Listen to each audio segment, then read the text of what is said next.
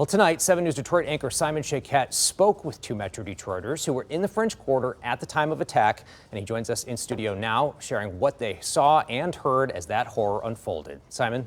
Mike, these were some really frightening accounts. I could hear how shaken up both of these Metro Detroiters were as we spoke, and it was an unimaginable attack. It is still being processed.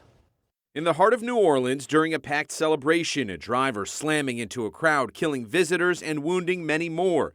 The area where all this happened, the same place where 7 News Detroit photographer Andrzej Milosz was on hand, listening to music and preparing to welcome 2025. He tells me he left the area shortly before the carnage took place. Huge crowds were crossing, Canal Street. We were on Bourbon Street. We were on Canal Street. We were, pretty much in the middle of French Quarter. Andrzej recalls taking a moment to look at the sea of people who would be only minutes away from extreme danger. It is scary. And, we were even talking about next year.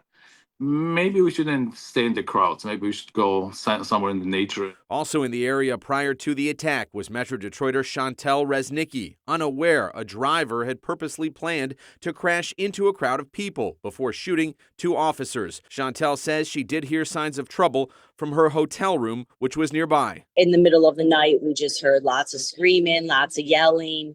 But we didn't know what actually happened until we woke up this morning at about 5 a.m. The entire ordeal amounting to what the president has now called an act of terrorism. Chantel and so many others looking back on how close they came to being in a killer's path and sending support to those victimized and their families. What a tragedy. It's just sad for all the people that came here to have a good time and to wake up with so many loved ones just, that lost their life. One thing to point out, Andrzej mentioned seeing a large police presence before all this unfolded, alluding to the fact that the attacker was able to still get to that crowd and get through despite a high level of security. Mike? All right, just an absolute tragedy. Thank you so much, Simon.